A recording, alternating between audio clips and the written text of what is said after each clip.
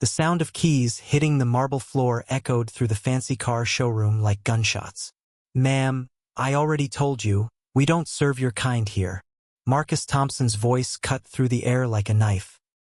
His thin lips curled into a sneer as he looked down at the woman standing in front of him. The gold nameplate on his chest read, "General Manager," in big, shiny letters. Keisha Williams felt her heart pound so hard she could hear it in her ears. The beautiful black woman in the sharp business suit stood frozen, her car keys scattered at her feet like broken dreams. Around them, the showroom full of expensive cars suddenly felt like a prison. "Excuse me?" Keisha's voice came out as barely a whisper. Marcus crossed his arms and stepped closer. His breath smelled like coffee and hatred. "You heard me. We don't sell cars to people like you. This is a high-class establishment. Why don't you try the used car lot down the street?" The other customers in the showroom turned to stare. An old white man in a cowboy hat shook his head and walked toward the exit. A young couple by the red sports car pointed and whispered. The salespeople behind the counter suddenly found their computers very interesting. Keisha's hands started to shake. Not from fear, from pure, burning anger. "People like me?" she repeated, her voice getting stronger. "What exactly do you mean by that, Mr. Thompson?" Marcus laughed. It was an ugly sound that made everyone in the room feel sick. "Oh, don't play dumb with me, lady. Look around.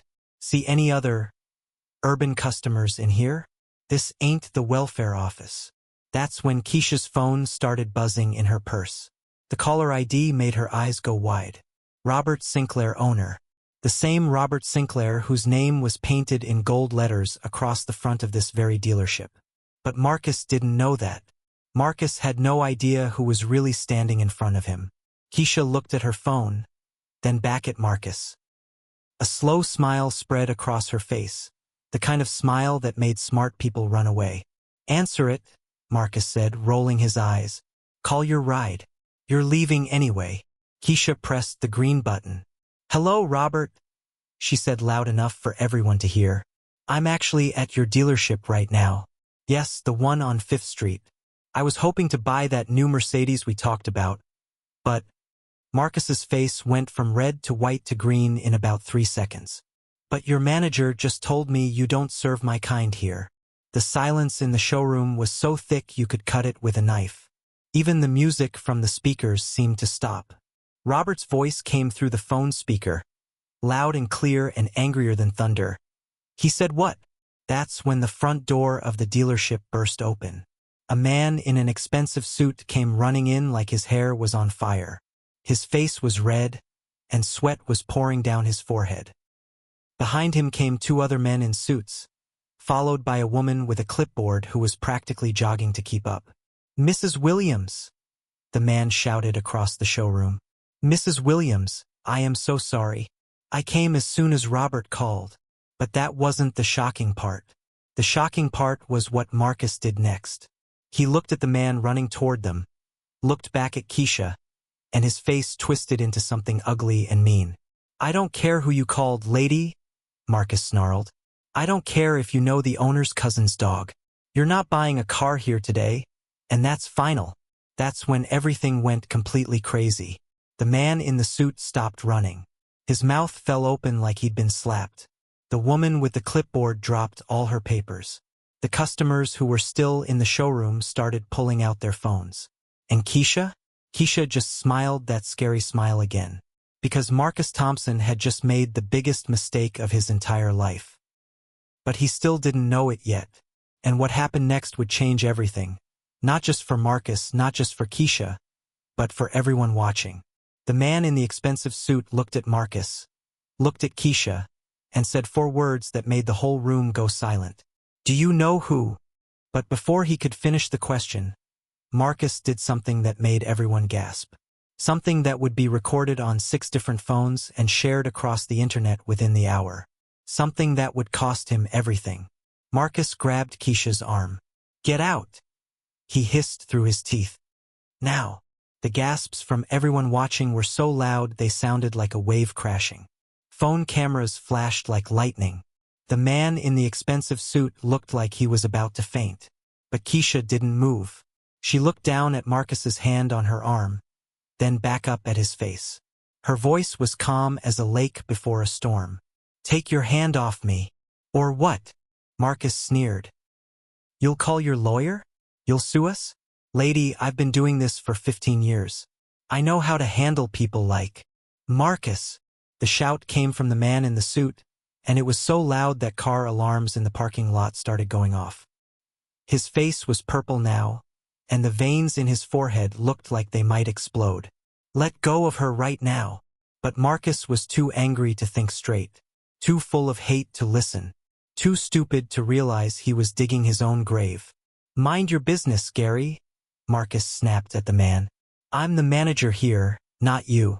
I decide who we sell to." Gary, the man in the expensive suit, looked like someone had just told him the world was ending. Which, for Marcus, it basically was. "Marcus," Gary said in a voice that shook like leaves in the wind, "do you have any idea who you're talking to?" "Some woman who thinks she can afford a Mercedes," Marcus laughed. "Look at her, Gary. Does she look like she has $60,000? That's when Keisha had enough. She pulled her arm free from Marcus's grip and reached into her purse. Everyone in the showroom held their breath. What was she reaching for? But instead of a weapon or pepper spray, Keisha pulled out a small leather folder. She opened it slowly, like she was unwrapping a present. And then she held it up for everyone to see.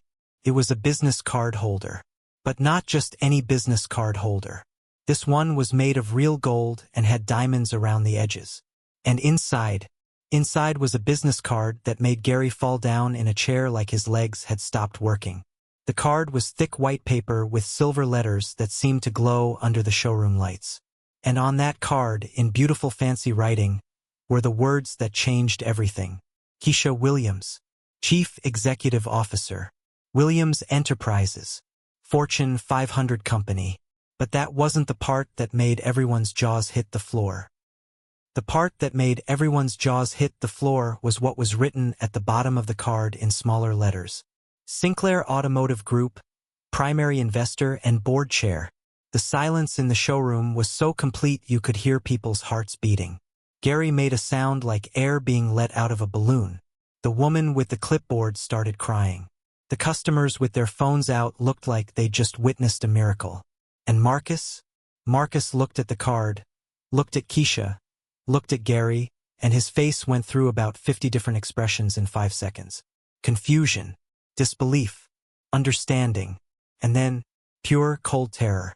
That can't be real," he whispered. Keisha smiled. Not the scary smile from before. This one was worse. This one was the smile of someone who held your entire future in their hands. "Would you like me to call Robert back?" she asked sweetly.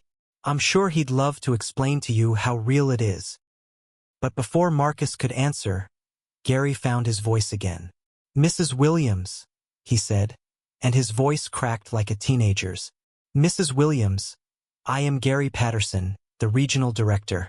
I had no idea you were coming today. If you had known, Keisha interrupted. "Would your manager have treated me differently?" The question hung in the air like smoke. Everyone knew the answer.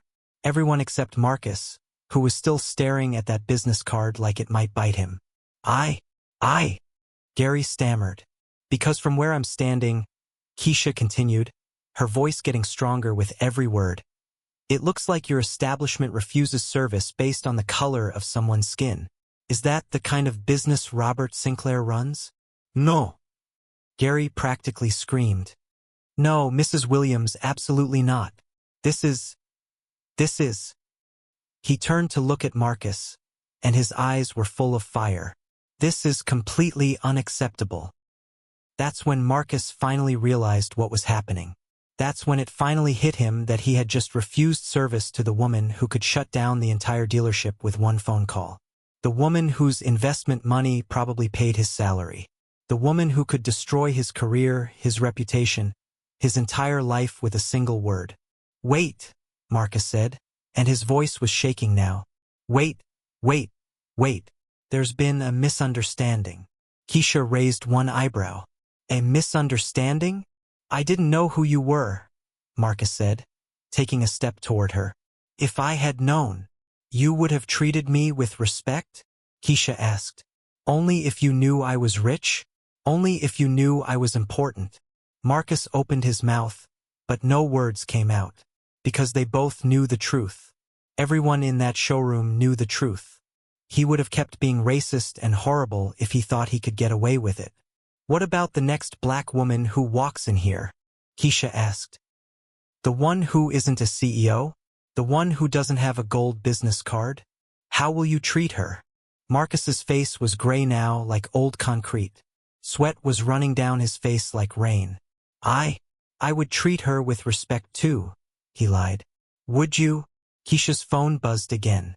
This time, she looked at the screen and smiled. That's Robert, she said.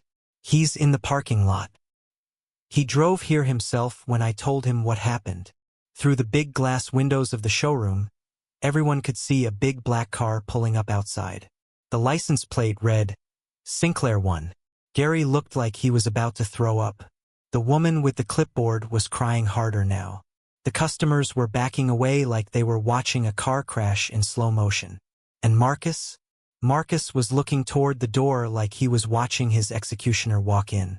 Because in about 30 seconds, Robert Sinclair, the man who owned not just this dealership but 15 others across the state, was going to walk through that door. And Marcus was going to have to explain why he refused service to the most important investor in the company. The woman whose money kept the lights on. The woman who could shut everything down with a phone call. But there was something else Marcus didn't know yet. Something that would make this whole situation a million times worse. Something that was about to walk through that door and change everything forever. The door to the dealership flew open so hard it hit the wall with a bang that made everyone jump. Robert Sinclair stormed in like a hurricane in a $3,000 suit. He was a big man with silver hair and eyes like blue fire. Behind him came 3 more people, 2 men in dark suits who looked like bodyguards, and a woman in a red dress carrying a briefcase. But Robert wasn't looking at any of them. He was looking straight at Marcus with the kind of look that could melt steel. Where is he? Robert's voice boomed across the showroom like thunder. Where is the piece of garbage who insulted my... He stopped mid-sentence when he saw Keisha. And then something amazing happened. This powerful, scary man who owned millions of dollars worth of businesses walked over to Keisha Williams and hugged her like she was his own daughter. Keisha, sweetheart, he said, and his voice was gentle now. Are you okay? Did he hurt you? Keisha hugged him back. I'm fine, Uncle Robert. Just disappointed. Uncle Robert? Uncle Robert? Marcus felt his knees go weak. Gary made a choking sound. The customers with the phones looked like they just won the lottery. This was going to be the most viral video in internet history. Uncle, Marcus whispered. Robert Sinclair turned to look at Marcus, and his face went from gentle to murderous in half a second. That's right, Robert said, his voice low and dangerous.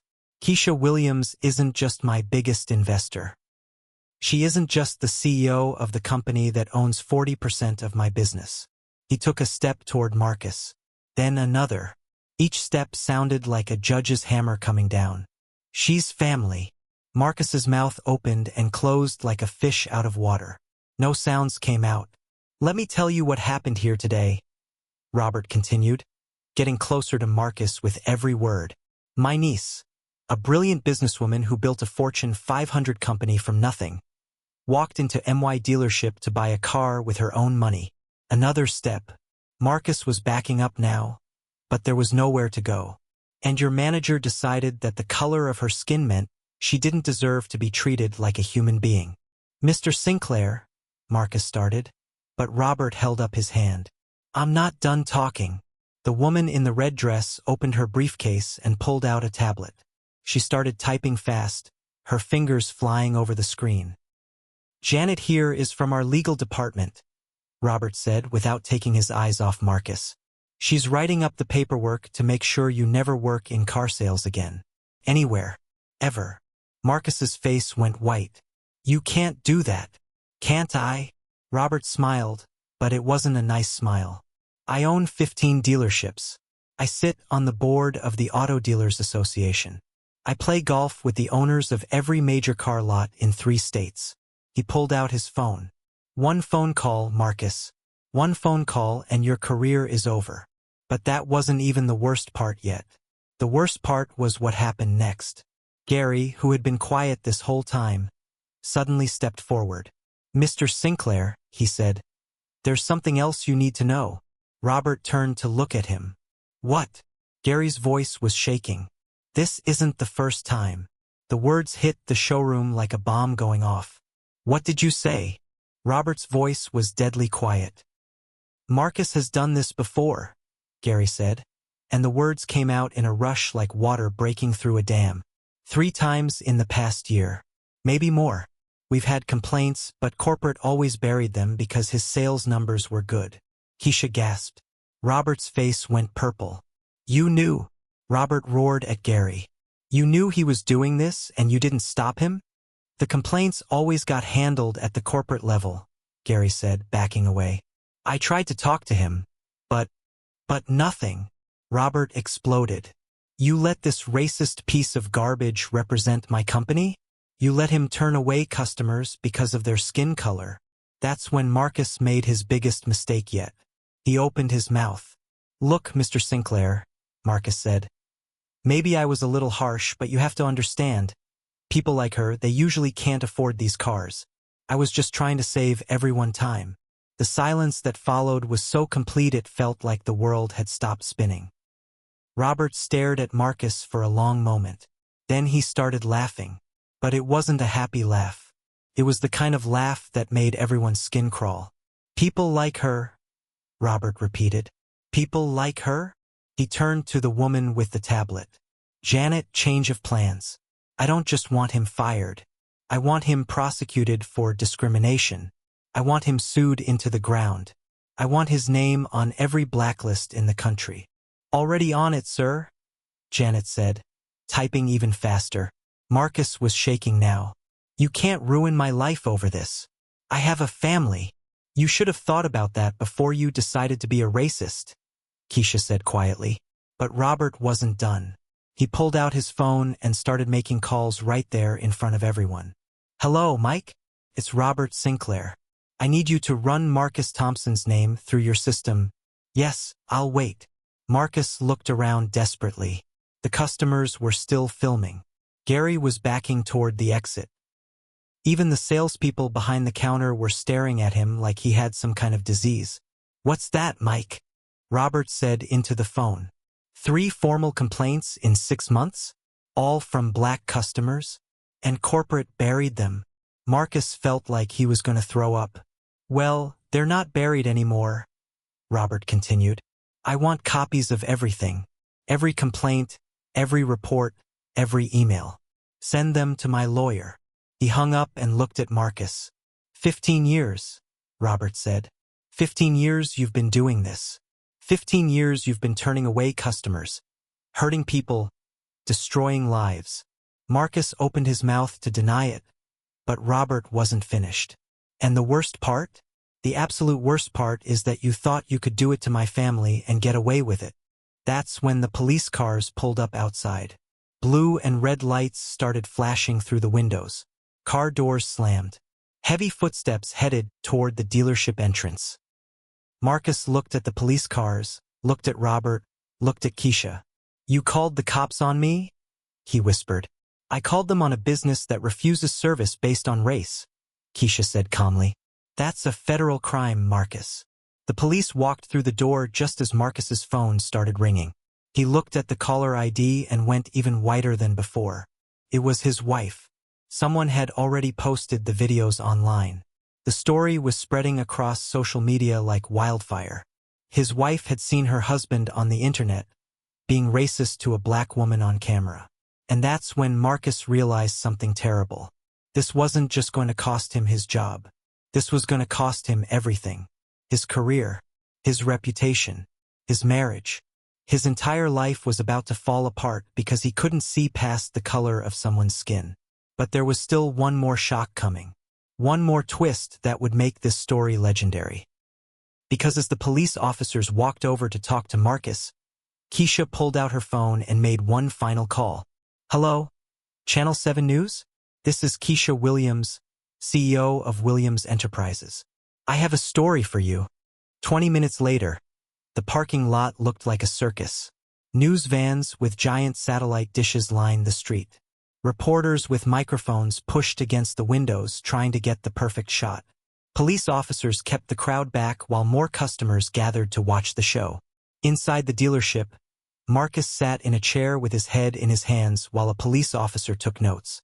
"So let me get this straight," Officer Rodriguez said, reading from her notepad. "You refused service to a customer based on her race." "I didn't mean it like that," Marcus mumbled into his hands. "You told her you don't serve her kind," the officer continued. "What exactly did you mean by that?" Marcus didn't answer.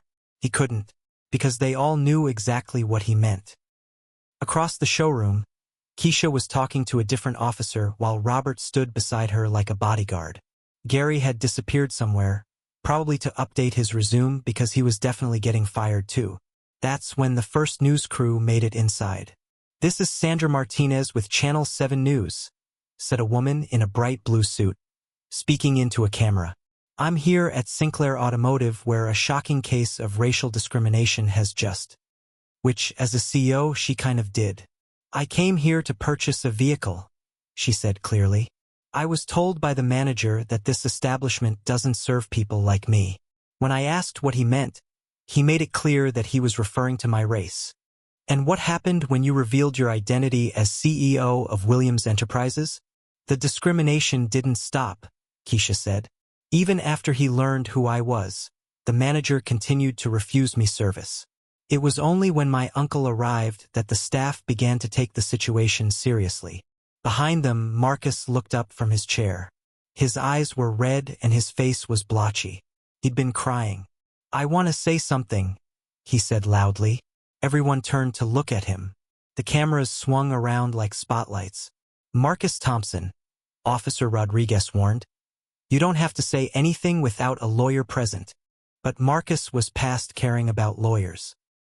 He was past caring about anything except the fact that his whole world was crashing down around him. "I'm not a racist," he said to the cameras. "I'm not. I was having a bad day, and I made a mistake." The reporter shoved her microphone toward him. "What kind of mistake leads to you telling a customer you don't serve her kind?" Marcus's mouth opened and closed like a fish, because the truth was, there was no good answer to that question. I don't know," he finally whispered. That's when Robert stepped forward. "I'll tell you what kind of mistake it was," Robert said, his voice carrying across the entire showroom. "It was the mistake of thinking that in 2025 in America, you could still treat people like garbage because of the color of their skin." The cameras loved him. Robert Sinclair was made for television. Tall, confident, angry in all the right ways. "This man has been discriminating against black customers for years," Robert continued. "We have documentation of multiple complaints that were swept under the rug by corporate management." He pulled out a thick folder from his briefcase. 3 formal complaints in 6 months, all from African-American customers, all describing the same pattern of behavior. He opened the folder and started reading. May 15th. Customer complaint states that Mr. Thompson told them to try the lot on the other side of town where people like you shop. Marcus went pale. June 3rd, customer states that Mr. Thompson refused to let them test drive a vehicle, saying they probably couldn't afford the insurance anyway. Marcus started shaking his head, but Robert kept reading. August 12th. Customer complaint that Mr. Thompson followed them around the lot and asked to see their credit report before they even looked at a car. The reporter was writing down every word. The cameras caught every expression on Marcus's face.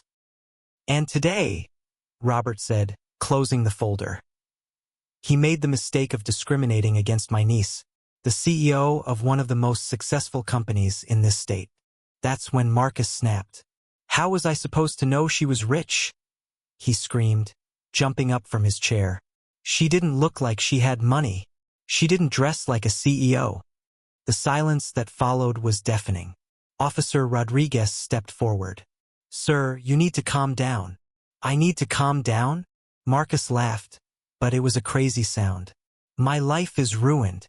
My wife is leaving me. My kids won't talk to me. All because I didn't recognize some rich lady. Some rich lady? Keisha repeated quietly. Yes. Marcus turned to face her, and all the hate and anger and fear came pouring out. You people come in here with your attitudes, acting like you own the place, expecting special treatment. You people, Robert roared. That's when everything exploded. Robert lunged toward Marcus, but the police officers grabbed him. The reporters started shouting questions. The cameras flashed like lightning, and in the middle of all the chaos, Keisha Williams stood perfectly still, perfectly calm, perfectly in control. Officer Rodriguez, she said quietly. The officer turned to her.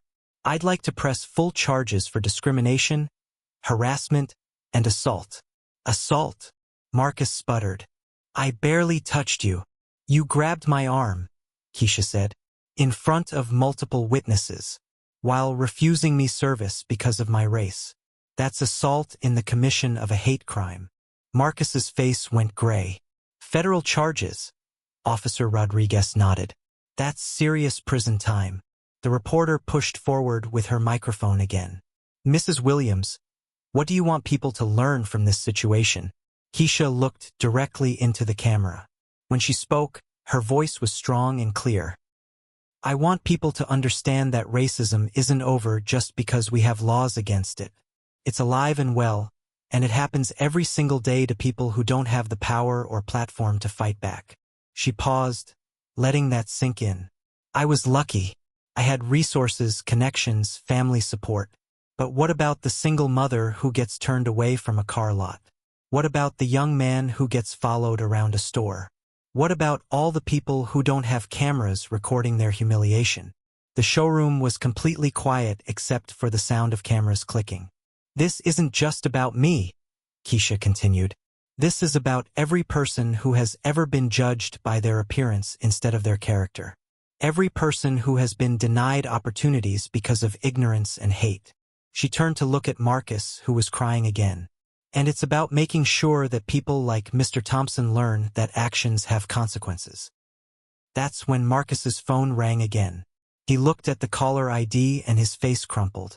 It's my lawyer, he whispered to the police officer.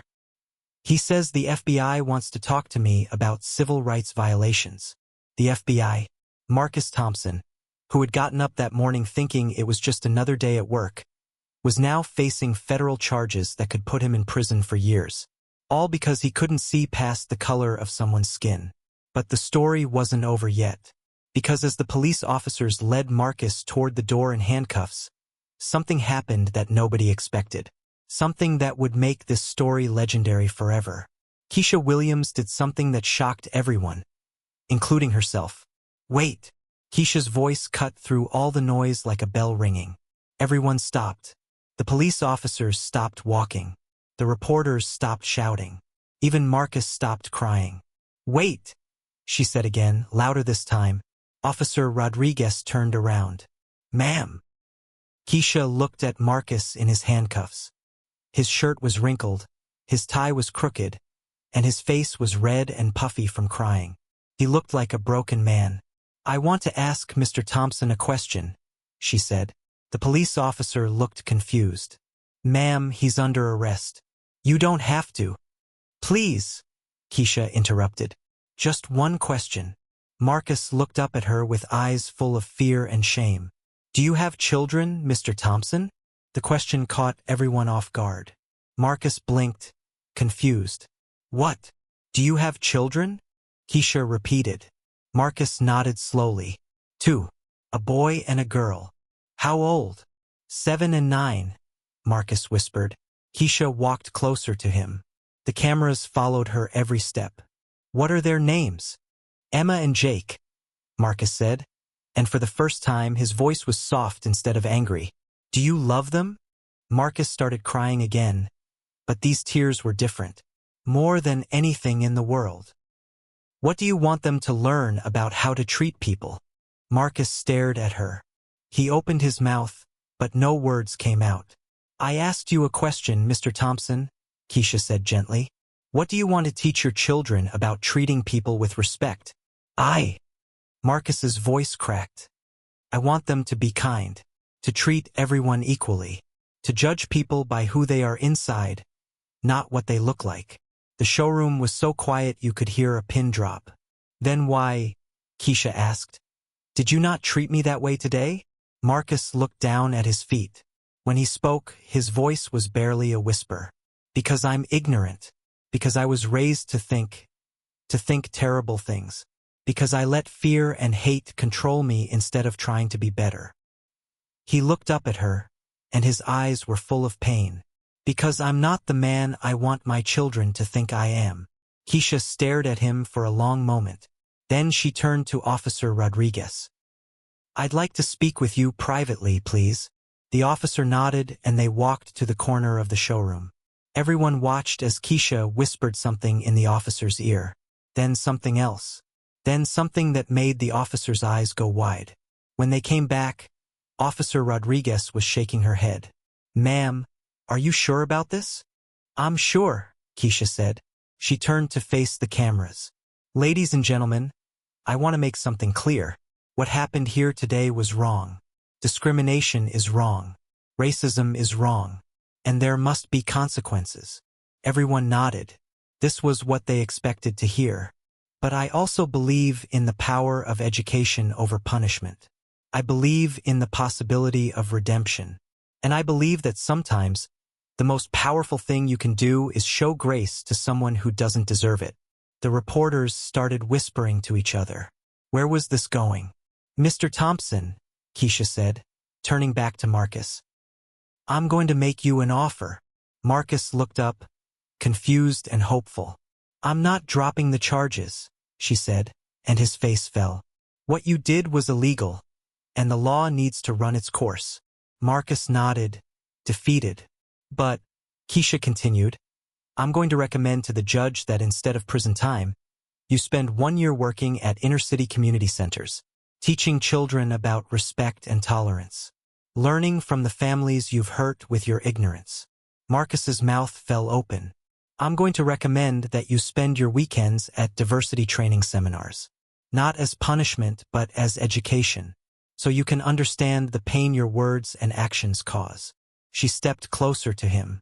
And I'm going to personally pay for you to attend counseling sessions to help you understand where your hate comes from and how to overcome it. The entire showroom erupted. What? Robert shouted. Keisha, after what he did to you? Mrs. Williams, the reporter called out. Why would you help the man who discriminated against you? Keisha held up her hand for quiet. Because, she said, looking directly into the camera, hatred only breeds more hatred. Because someone has to break the cycle. She turned back to Marcus. Because those 2 children of yours are watching. And they need to see that their father can choose to be better. Marcus was crying so hard now that he could barely stand up. But here's the condition, Keisha said, her voice getting stronger. You will personally apologize to every single customer you discriminated against. You will pay for diversity training for every employee at every Sinclair dealership. And you will dedicate the next 5 years of your life to fighting racism instead of spreading it. She looked him right in the eyes. Can you do that, Mr. Thompson? Can you be the man your children think you are? Marcus was shaking. I don't know if I can change. Neither do I, Keisha said honestly. But I'm willing to give you the chance to try. She turned to Officer Rodriguez. I'd like the charges reduced to a misdemeanor with community service and mandatory counseling. The officer looked at her papers, then at Marcus, then back at Keisha. Ma'am, you have every right to press full federal charges. I know, Keisha said, but I have the right to show mercy too.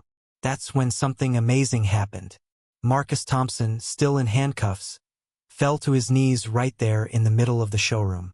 I'm sorry, he sobbed. I'm so sorry. Not because I got caught. Not because I'm in trouble. But because I hurt you. Because I've been hurting people for years and I was too blind to see it. He looked up at Keisha through his tears.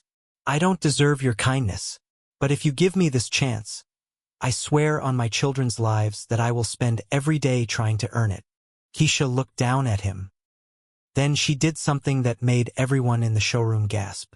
She knelt down next to him. Then get up, Mr. Thompson, she said softly, and let's start today. 6 months later, a video went viral across the internet. It showed Marcus Thompson reading stories to a group of kids at an inner-city community center. Black kids, white kids, Hispanic kids, Asian kids, all sitting together, listening to him read about friendship and kindness and treating everyone with respect. In the corner of the video, barely visible, was Keisha Williams. She came by every few weeks to check on his progress, to make sure he was keeping his promise. Because that's what real power looks like. Not the power to destroy someone,